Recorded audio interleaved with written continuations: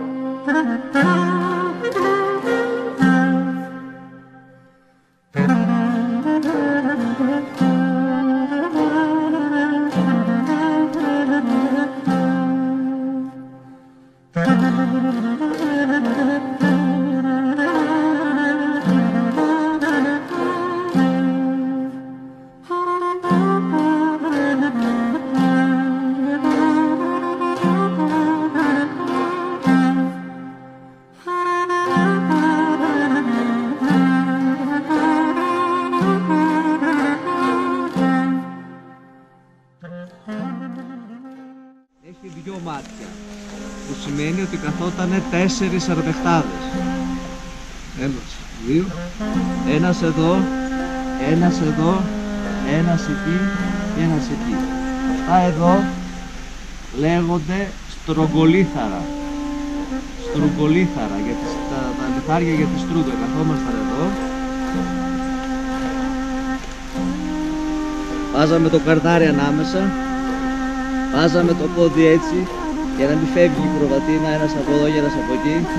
Παίρναμε την προβατίνα, έρναμε εδώ, κρατάγαμε με το ένα χέρι το μαστάρι και με το άλλο άρμεγες για να μην φύγει η προβατίνα. Ήταν ορισμένες προβατίνες οι οποίες ήταν πολύ γερές και σε χτυπάγανε, σε τραβάγανε. Αν γινόταν κάτι τέτοιο, είχες μια κλίτσα και τη χτύπαγες και την έσφυγες εδώ και την άρμεγες. Με το που την άρμεγες έκανες το πόδι έτσι, ερχόταν άλλη. Πολλές φορές κουπούραγε μέσα στο περδάρι. Έπρεπε να το προλάβεις. Αν ήταν οικοπηρίες κανονικές, τις έβγαζες. Αλλιώς το έκανες μίλκο. Γιδομάδρι. Στα ελληνικά. Απευθυνόμαστε στην Ελλάδα προς το παρόν. Αυτό είναι ένα γιδομάδρι. Ήτανε πιο ψηλό, γιατί τα γίδια μπορούν και πηδάνε, ενώ τα πρόβατα δεν μπορούν να πηδήξουν. Και ήταν και πιο γυρτό. Αυτά εδώ για να λέγονται πλάτες. Το στείνανε έτσι λίγο γυρτό σε μια γωνία 45 μοιρών για να μπορούν να κάθονται από κάτω και τα πρόβατα και τα γίδια να προφυλάσσονται από βροχή και από χιόνια. Λοιπόν, είμαστε στο μπατζαριό. Αυτό είναι το μπατζαριό. Εδώ πέρα πίζαμε το τυρί. Έμπαινες μέσα βοσκός.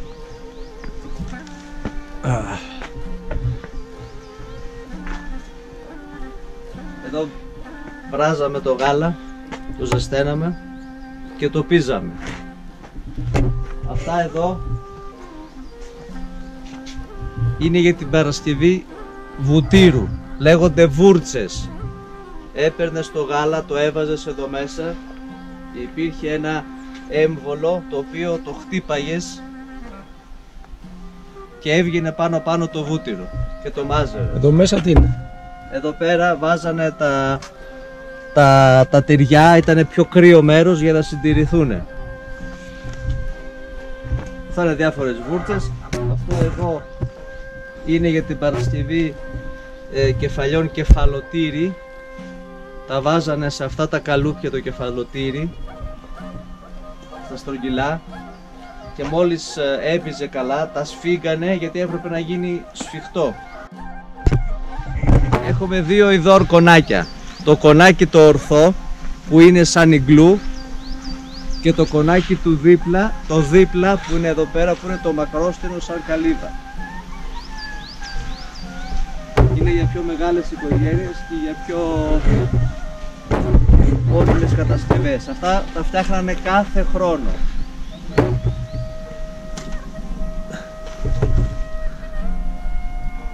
Σκεύη, φλοκάτες, καθίσματα, άλλα σκεύη μέσα, οικιακά. Και την κατασκευή των κονακιών. Κάθε χρόνο δηλαδή καινούρια. Κάθε χρόνο καινούρια. Την κατασκευή των κονακιών την έφτιαχναν οι γυναίκες. Αυτές ήταν υπεύθυνες για να μαζέψουν το υλικό που θα φτιάξουν το κονάκι. Πρώτα φτιάχνανε το σκελετό και μετά σιγά σιγά το χτίζανε. Στην κορυφή φτιάχνανε το σταυρό και βάζανε και μία σπαραγιά. Τι είναι η σπαραγιά? Πώς βγαίνει το σπαράκι? Ναι, γιατί το βάζανε? Το βάζανε και για λόγους πρόληψης. Ήταν φοβερά δυσιδαίμονες. Τα κονάκια αυτά τα φτιάχνανε μέχρι και τη δεκαετία του 70. Μετά πλέον έγιναν μόνιμες κατοικίες. Μέχρι το 70 δηλαδή ο κόσμος έμενε σε κονάκια. Ναι, πολλοί κόσμος. Στα χυμαδιά συνήθως είχαν τα κονάκια γιατί χρειαζόταν να προφυλαχθούν από τις καιρικές συνθήκες.